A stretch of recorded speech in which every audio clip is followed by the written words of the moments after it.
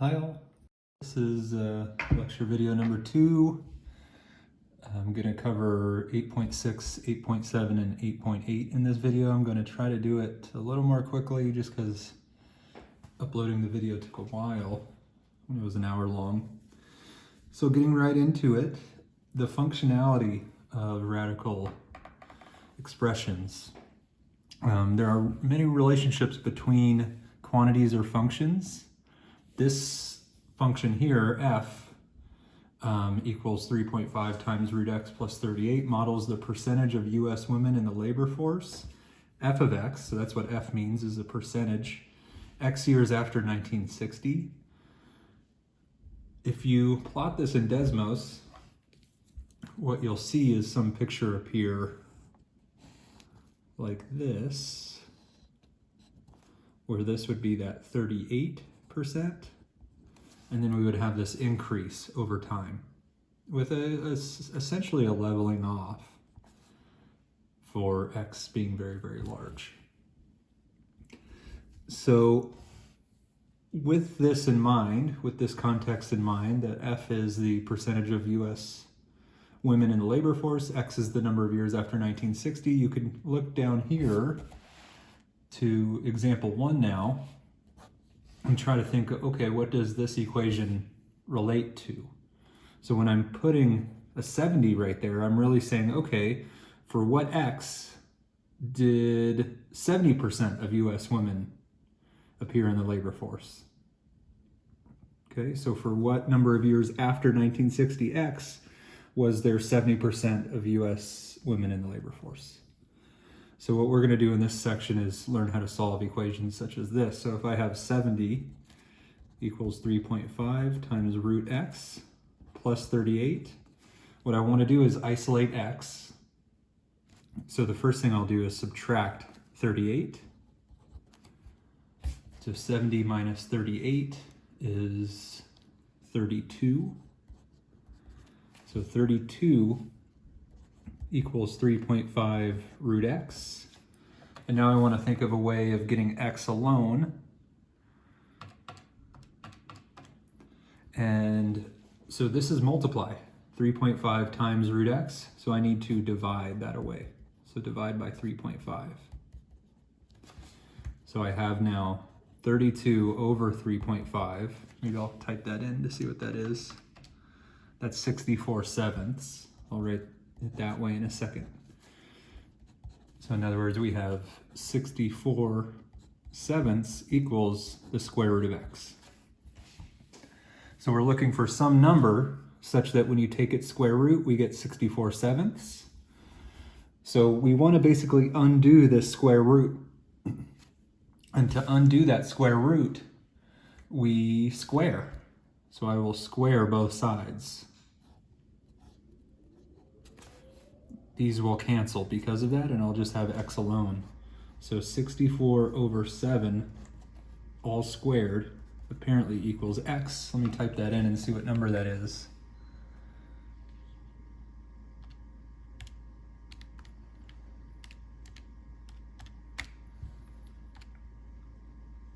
It's this strange number, about 83.6. So I'll say maybe a bit of rounding here. So I'll round to 2 decimal places. So x equals about 83.59.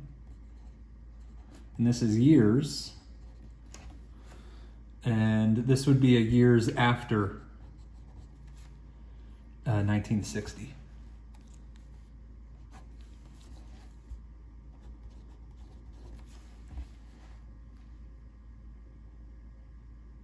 Okay, we'll do more of these for sure. So page 92. Don't worry about this up here. So I will take us through these circled problems, and then as before, I'll likely just post a video, or sorry, not post a video, but I'll post a document with all the solutions here, just to make a shorter video. So here I have the square root of x minus 4 plus 7 equals 6. I want to basically in all these get this root alone so that I can then square or apply whatever power is necessary. So subtract 7, I'm getting this root alone. So I have the square root of x minus 4 equals -1. I'll square both sides. So I have now x minus 4 equals +1. Right, this cancellation occurred. And now add 4. So x equals 5 apparently. But let's check this. So the square root of 5 minus 4, if I add 7, is that equal to 6? Right, I'm plugging our number back in here. And this is not true, right? This is the square root of 1. This is 1 plus 7 equals 6. This is false. So x equals 5 is not a solution, right? Although it appeared out of the algebra that x equals 5 is a solution, it actually is not. So what's happening is when you square to solve, like we did right here, you need to check.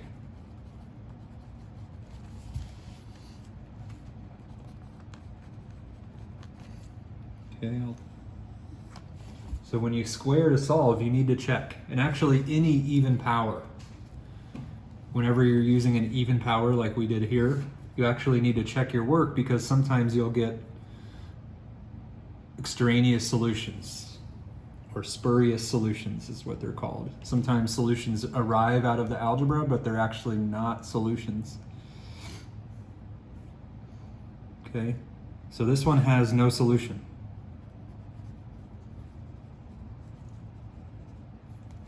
That would be the response. This one actually has no solution. Here's when I started, apparently. So let's see, again, in hopes of getting the root alone, I'm adding x. Once I have the square root isolated, I'm squaring. So right when I square, a little red flag should go off in my mind, because it could be that this squaring actually leads to spurious solutions. So let's see what happens. So after I square, I just have the 6x plus 7. And squaring on the right means I need to FOIL that out. So in other words, on the right, I'm taking x plus 2 times x plus 2, right, to do the square part on that. And what we get is this. So now I'm here, and I want to get a 0 on one side. Basically, a quadratic equation has appeared. So I'm getting my 0 by subtracting over 6x. I'm getting my 0 also by subtracting over 7. And now I have this. And how might we solve this? Factoring. Yep, factoring has not gone away. So a times c would be -3. Factoring -3 and add up to a -2. So what would that be? It looks like -3 and 1 would do that. Yep. So since I have a 1 as a, I can quickly write down the factorization. I can say x minus 3, x plus 1, and I'm getting solutions to the quadratic as coming from these. So subtract 1, add 3. Sorry about that. So 3 equals x, or -1 equals x, but we did square, so really I need to check these. So maybe I'll get a new piece of paper real quick just to do the check. So the claim would be that the square root,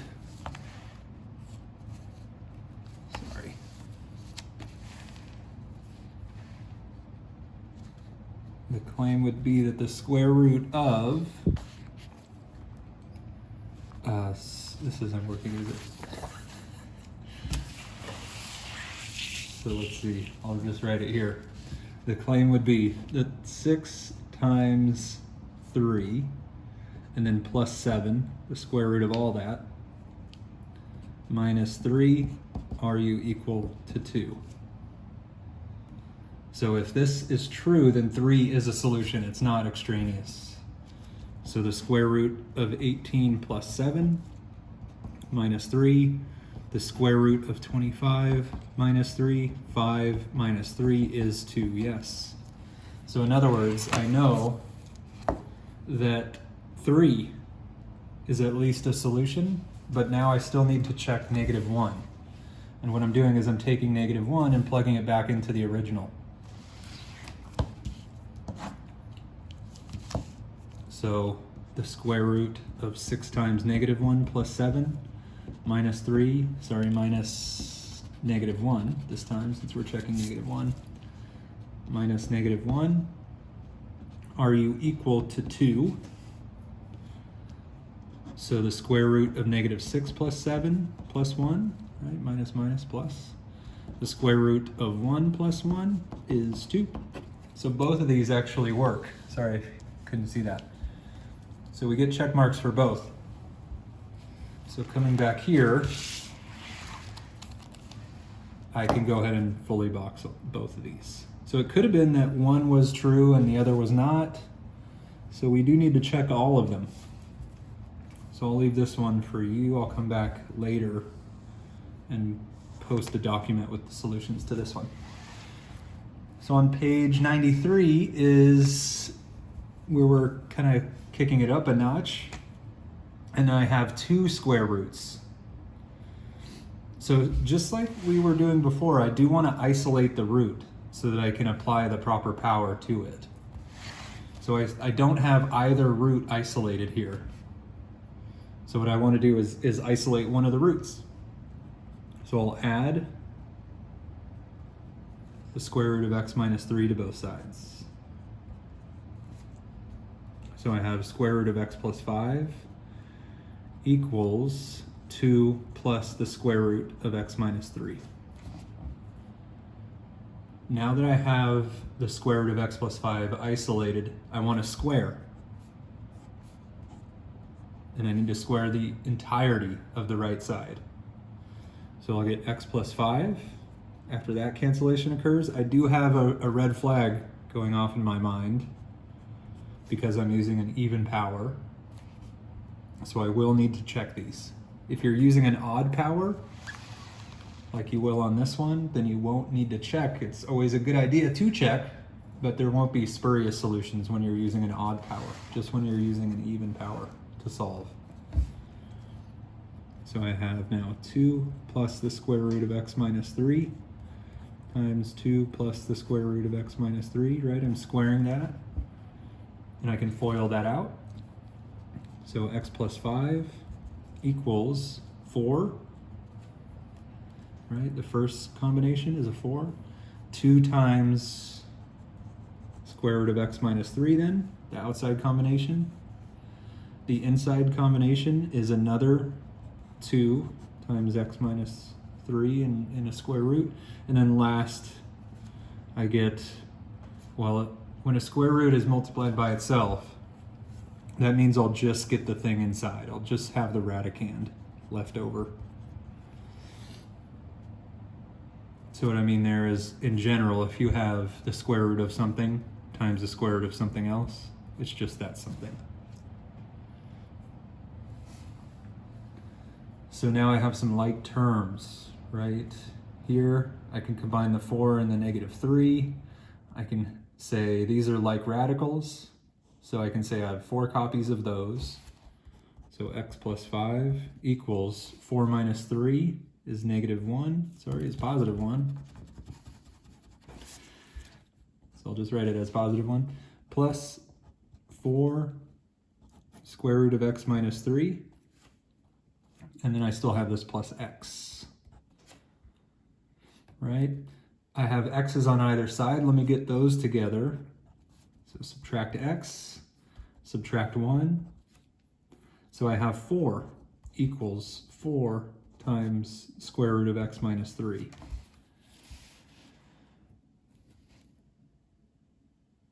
Okay, let me just look at that, make sure everything is accounted for. So I subtracted over x, subtracted over 1, I have 4, the x's cancel. So I do want to isolate the root. I'll divide by 4. So we have 1 equals the square root of x minus 3. And now I need to square again.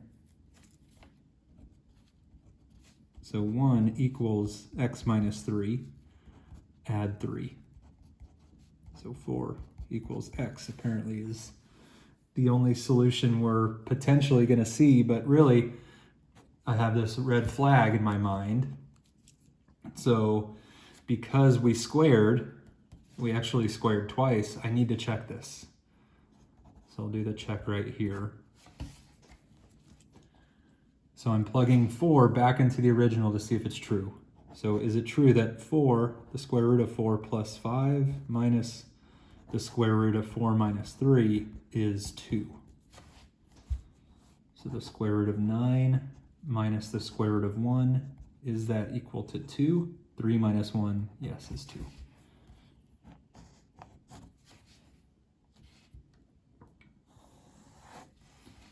So I'm leaving this one for you. I'll come back and post a document about its solution. Here is our first application.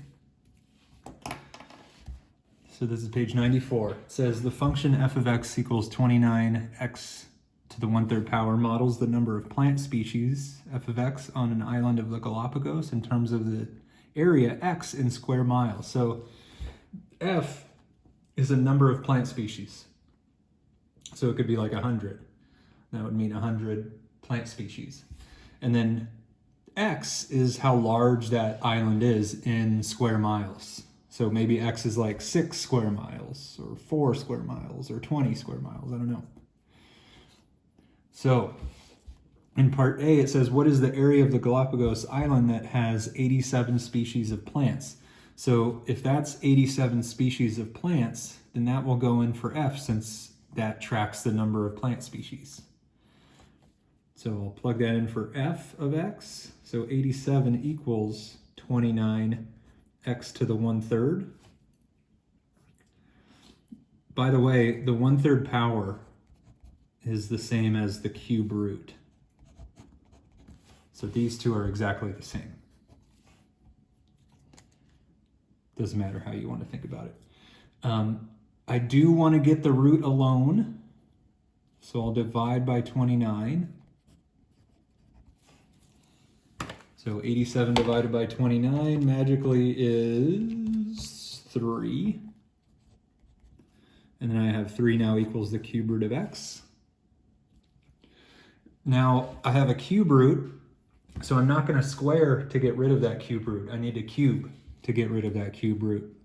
So I'll cube both sides, and that cancellation now occurs. It's only when the index matches the power. So if it were a square root, I'd be squaring. So I have now 27 equals x. So in other words, 27 square miles would be the size of the island that 87 species of plant inhabit. What is the area of the Galapagos Island that has 58 species of plants? So again, that's a number of species plants. So that goes in for f. So I have 58 equals 29x to the 1/3. And maybe I'll use the power version this time just to mix it up. So again, I want to get this piece isolated. So divide by 29. So 2 equals x to the 1/3. When x has a power of 1 on it, you have solved for x. Right now, x has a power of 1/3. So if I raise this to the 3rd power, then 3 times 1/3 will give me my power of 1, and then I will have solved for x. So I have 8 equals x. In other words, 8 square miles would be the island, or the size of the island that has 58 plant species. How many species does a 125 square mile Galapagos island have? So now this is a number of square miles. So I'm not going to plug it in for f, I'm going to plug it into x. So f of 125 equals 29 times 125 raised to the 1/3.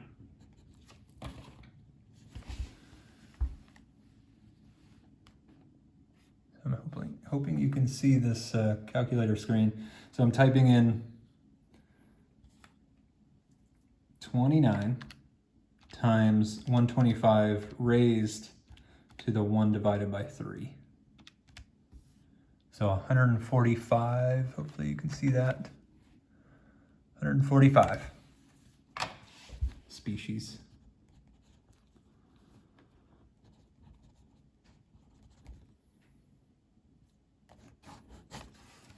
Okay.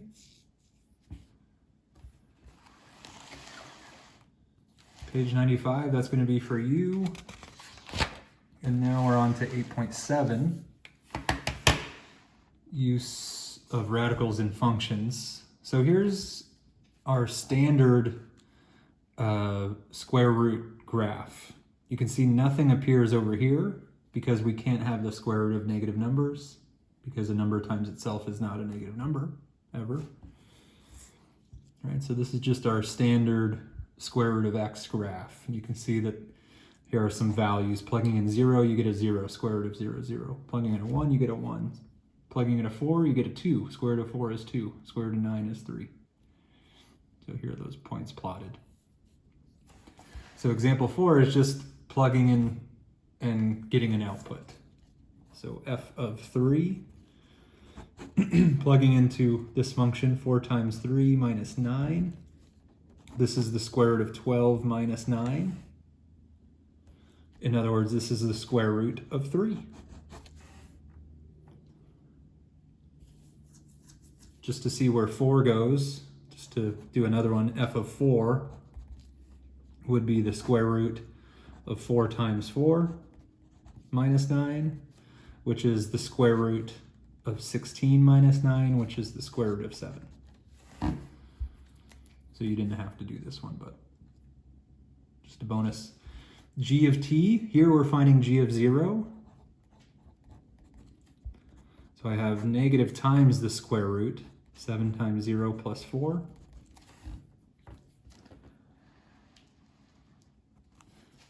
So this is negative the square root of 4, in other words, so negative 2. Negative 2 there. The cube root function, we also have cube root functions. We are completely allowed to have the cube root of negative numbers. So that's why we do see graph on the left side of 0. On the right, it's fairly similar to the square root. And here are a list of ordered pairs. Point plotting method, basically, is what was used to graph this.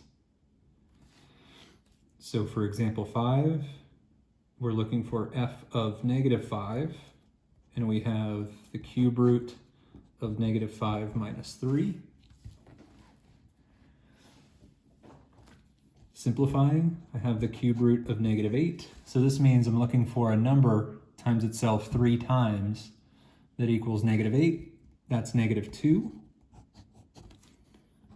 So because negative 2 times negative 2 times negative 2 is negative 8. So there's nothing wrong with having negative numbers inside of odd roots.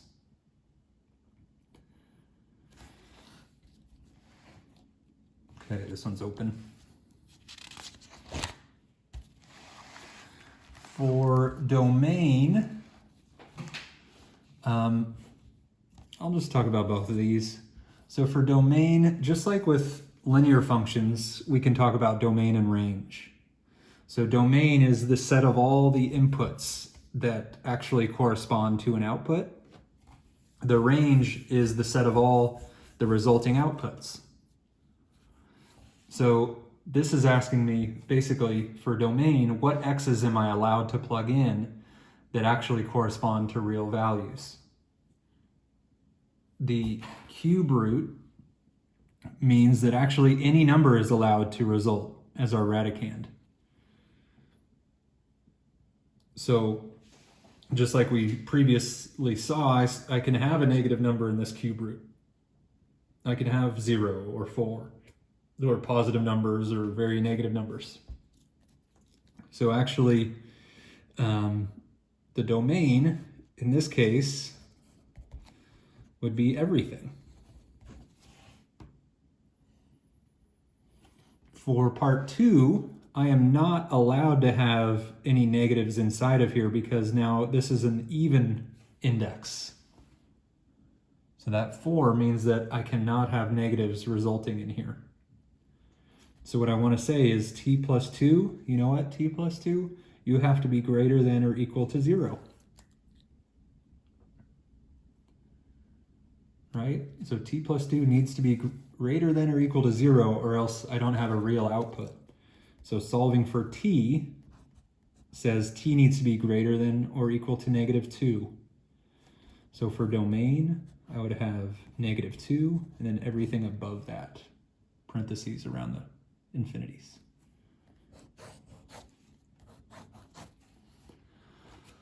Okay, so on to 8.8. This can be strange. Imaginary numbers, the complex number system. So up to this point, if we have a negative inside of a square root, we just say, oh, that doesn't exist. We're not going to talk about it. But now we are going to talk about it. So the definition is basically all right here. So whenever you have the square root of -1, you can replace that with I. Okay, kind of strange. But this is the imaginary unit I. Because of this relationship, if you square both sides, you just simply get this relationship. Right, so I squared equals -1 is actually just a consequence of I equals the square root of -1. Imaginary numbers involve some imaginary unit. We usually write imaginary numbers in this form, a plus bi, where a is maybe some real part, and bi is this imaginary part.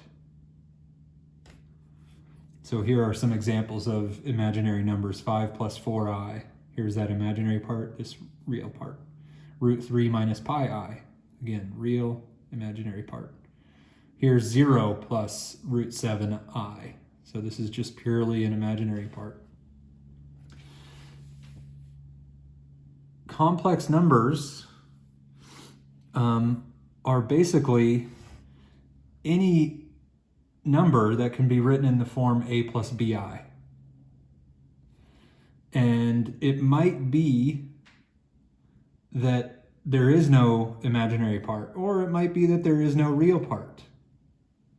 But all of those would still be complex numbers. So this is a complex number with real part 7, imaginary part 3i. This is a complex number with only an imaginary part where a is 0 and b is 4. Here, this is the number 8. This is a complex number where there is no imaginary part. 0 is a complex number where there is a real part of 0 and there is no imaginary part. So every real number is a complex number, actually. So any number you can think of, that's actually a complex number, just with no imaginary part. Kind of strange. So looking here, express in terms of I. So what I can do is think of the square root of -36 as -1 times 36. Right? Here's my -36, just rewritten. And using the product rule, I can split that up. So square root of -1 times the square root of 36. Now right here is I, the imaginary unit. So I have I times 6. Square root of 36 is 6. We usually write that as 6i. Your calculator can do this if you have this type of calculator. So what you want to see is that it says complex up here. And mine doesn't say complex up there right now. If I go mode, so just press this mode button and then press number 2. Now you should see CMPLX up there. And if I type in the square root of negative 36 and then press equals, you should see what we got, this 6i. If you're not in complex mode, by the way, the other mode is just number 1. So you're kind of switching back between number 1 and number 2. So if you're in number 1, when you do the square root of negative 36, it'll just say no, don't do that. But if you're in complex mode, it can now work with that. So I'll leave this part 2 open. Other operations involving imaginary numbers or complex numbers. You can think of it similar to like terms. So like terms, when you have 4x plus 3x, you can say 7x. In a similar way, if we have 3i plus 4i, I can say 7i. So just to simplify this. So in other words, these parentheses are really not doing anything right now. Plus 4 plus 2i. And I have like terms there, and I have like terms here. So I can say 8 plus 4, 12. Negative 3i plus 2i is negative I. I'll leave this one open. So multiplying. So what we do here is we actually don't use the product rule first. You'll get an accidental incorrect answer by doing that. So what we want to do is actually first simplify. So I'll say the square root of negative 1 times 4 times the square root of negative 1 times 9. This is a 4. I don't know if that's hard to see. So 4. Now product rule in each. So square root of negative 1 times square root of 4 times square root of negative 1 times square root of 9. Factor of I. Another factor of I. Square root of 4 is 2. So I have I times 2 times I times 3. Right, the 3 is from here. I times I is I squared. 2 times 3 is 6. So I have 6 times I squared. But let me write it here so I don't have to flip around. We had that I is the square root of negative 1, and also I squared is negative 1. So I squared literally can be replaced with negative 1. So 6 times negative 1, this is negative 6.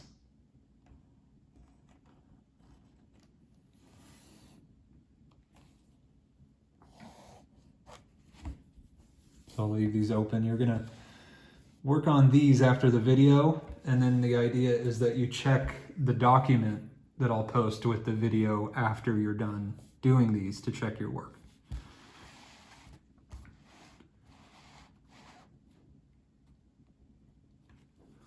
So divide and simplify, what they mean is really use the conjugate to simplify. So 1 plus 2i, if you remember, we were using conjugates in the context of roots before. But you can use conjugates with these complex numbers. So 1 plus 2i, and then I'll FOIL all this stuff. Keep in mind with conjugates, a minus b, a plus b, you'll always just get a squared minus b squared. So I'll use that in the denominator. Up top, I'll FOIL. So I get 2. 2 times 1 is 2. 2 times 2i is plus 4i. 4i times 1 is plus 4i. 4i times 2i is plus 8i squared. Then in bottom, I'll have this that I can leverage. So I'll have 1 squared minus 2i squared. So simplifying, so 2 plus 8i, right? I'm combining these because they're like terms. So 8i, and then 8 times I squared is the same as 8 times negative 1. This is all over 1 minus 4i squared, squaring these things here. So 2 plus 8i minus 8 over 1 minus 4 times negative 1. Again, I'm replacing any occurrence of I squared with negative 1. So simplifying here, I have negative 6, right? 2 minus 8 plus 8i over 1 plus 4. So this is 5. And this looks like it. So now I have no imaginary numbers going on in the denominator, which is really the goal of this problem.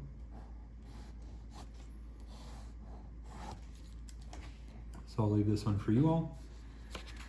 And then example 7, this is still page 101. So this will be the last one I do on video, and then I'll post a document with the solutions to others. So I to the 21st, we want to simplify that. Basically, we want to use the fact that I squared is 1. Okay, so I to the 21st would be the same as I times I to the 20th. I to the 20th would be the same as I squared to the 10th, using exponent rules, right? 10 times 2 will give me that 20. And then I times I to the 20th, these powers add. So I'd get my 21. I squared is the same as negative 1. So I have I times negative 1 to the 10th. Negative 1 to the 10th is 1. So this is I times 1. In other words, just I. So I to the 21st actually simplifies all the way down to just I. All right, work on the other ones, please, and then check after you're done for the document that I'll post alongside the video with the solutions to these other ones. All right, see ya.